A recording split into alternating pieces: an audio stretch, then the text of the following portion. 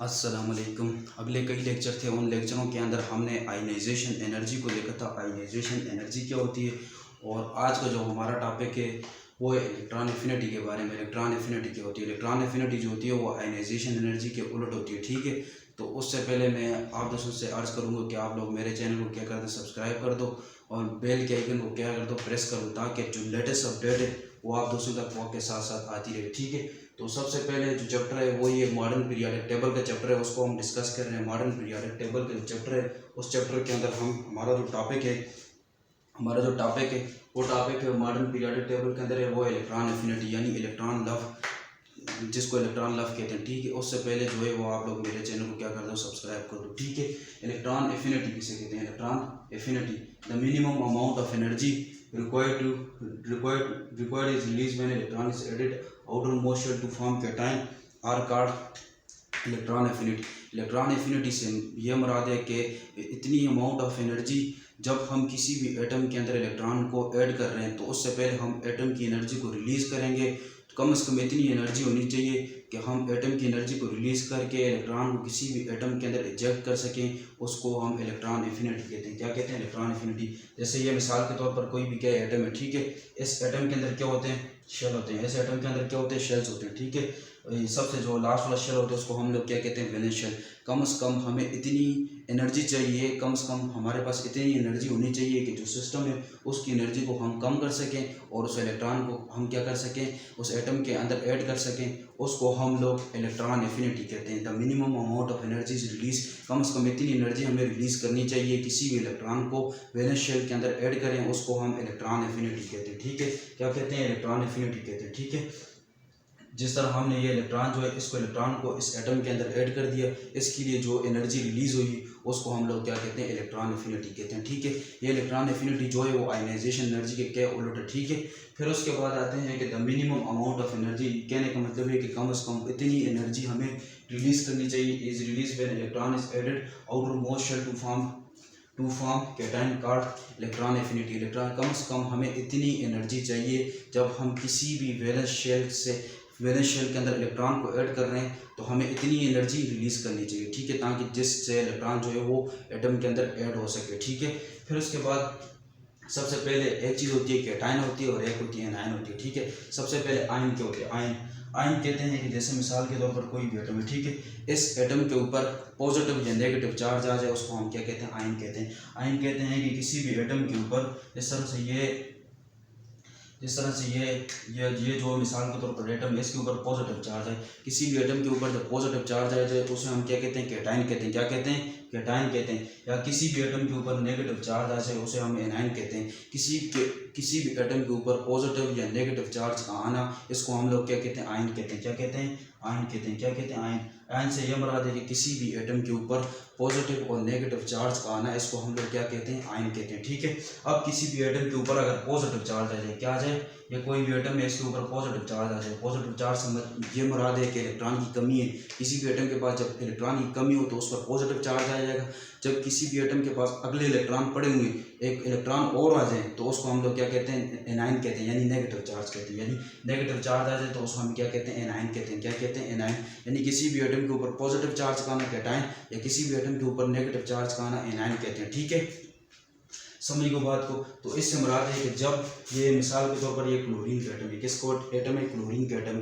जब क्लोरीन के एटम के अंदर हम इलेक्ट्रॉन को ऐड करेंगे, ऐड करने के लिए हमें जो एनर्जी रिलीज़ करनी होगी क्लोरीन के एटम से वो है 348 यानी 348 किलो जूल पर मोल की एनर्जी हम रिलीज़ करेंगे, तब ये इलेक्ट्रॉन जो है वो एटम के अंदर क्या होगा? ऐड होगा। अब मिसाल के तौर पर क्लोरीन का एटम है, इसके अंदर इलेक्ट्रॉन एक पहले से मौजूद है। क्या है? पहले से मौजूद। जब इसके अंदर हम इलेक्ट्रॉन को ऐड करेंगे, जब इलेक्ट्रॉन को इस एटम के अंदर क्या करेंगे? ऐड करेंगे। जैसे क्लोरीन का एटम, जब इसके अंदर हम इलेक्ट्रॉन को ऐड करेंगे, एक इलेक्ट्रॉन पहले से मौजूद है और एक इलेक्ट्रॉन को हम दोबारा ऐड करेंगे। जब दोबारा ऐड करेंगे तो उस पर नेगेटिव चार्ज आएगा। क्या आएगा? Negative charge. जबकि जो आयनाइजेशन एनर्जी उसमें आप लोगों ने पढ़ा होगा कि जब हम इलेक्ट्रॉन को रिमूव करते हैं तो हमें इलेक्ट्रॉन की कमी हो जाती है ना। जब इलेक्ट्रॉन की कमी होती है तो डेफिनेटली कौन सा चार्ज आता है? पॉजिटिव चार्ज आता है। कौन सा चार्ज आता है? पॉजिटिव चार्ज आता है, ठीक है। तो ये जो कंसेप्ट था वो एनायन और कैटायन के बारे में था। किसके बारे में? एनायन के बारे में था। एनायन और कैटायन के बारे में। एनायन क्या होता है और कैटायन क्या होता है, ठीक है। फिर उसके बाद आते हैं एनाइन और कैटाइन को देख लिया, अभी क्लोरीन को भी देख लिया। क्लोरीन के जो एटम है उससे हम जब इलेक्ट्रॉन को रिमूव करते हैं इतनी एनर्जी हमें क्या होती है, रिलीज करनी होती है एटम से, ठीक है। फिर उसके बाद आते हैं ट्रेंड, इसका ग्रुप के अंदर ट्रेंड क्या है, ट्रेंड इन ग्रुप, ठीक है। When we move in periodic table, जब हम पीरियोडिक टेबल के अंदर जाते हैं, मूव करते हैं, तो electron affinity decrease due to addition of new shell, यानी डाउन द ग्रुप जो इलेक्ट्रॉन एफिनिटी वो डिक्रीज होती है, क्योंकि जो शेल होते हैं वो क्या होते हैं, एडिशन ऑफ न्यू शेल, यानी इलेक्ट्रॉन एफिनिटी जो होती है वो डाउन द ग्रुप डिक्रीज होती है। इसलिए डिक्रीज होती है जब डाउन द ग्रुप क्या होता है, साइज बड़ा होता जाता है। डाउन द ग्रुप क्या होता जाता है, साइज बड़ा होता जाता है। साइज क्या हो जाता है, साइज क्या होता जाता है, बड़ा होता जाता है। जब हम डाउन द ग्रुप जाते हैं, जब डाउन द ग्रुप जाते जाते हैं तो साइज क्या हो जाता है, बड़ा होते हैं। जब साइज बड़ा होगा, जब साइज बड़ा होगा तो मिनिमम रिपल्शन होगी, उनके दरमियान जो मिनिमम जो है वो इलेक्ट्रॉन एक दूसरे को क्या करेंगे, खींचेंगे। इलेक्ट्रॉन और प्रोटॉन एक दूसरे पर कम फोर्स लगाएंगे, जब कम फोर्स लगाएंगे तो हमें कम एनर्जी रिलीज करनी होगी। क्या रिलीज करनी होगी, कम एनर्जी रिलीज करनी होगी।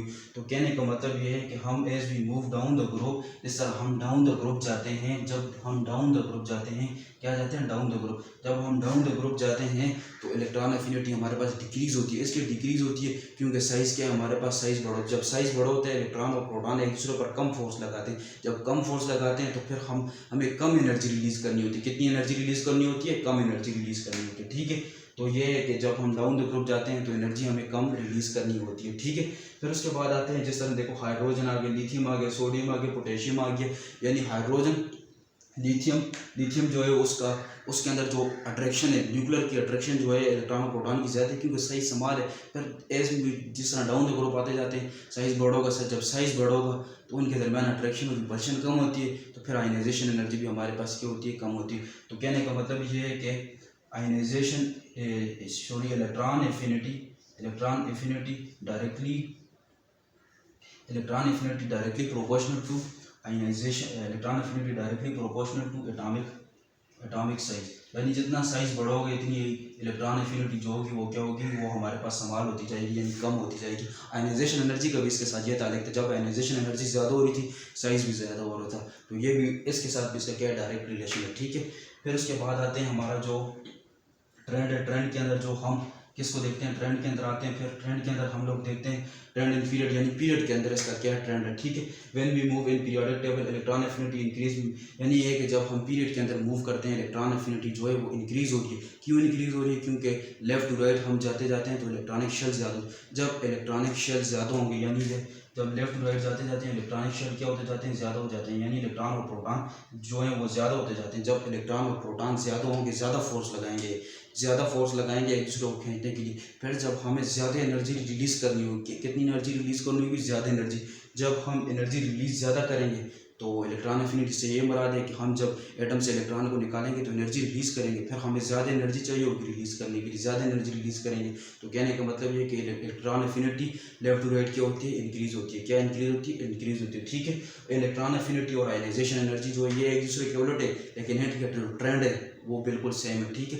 आज जो हमारा टॉपिक था वो इलेक्ट्रॉन एफिनिटी के बारे में था। इलेक्ट्रॉन एफिनिटी क्या होती है, जो अगला जो हमारे जो है वो दो टॉपिक रहेगी, एक शिल्डिंग इफेक्ट और दूसरा ये इलेक्ट्रॉन एफिनिटी।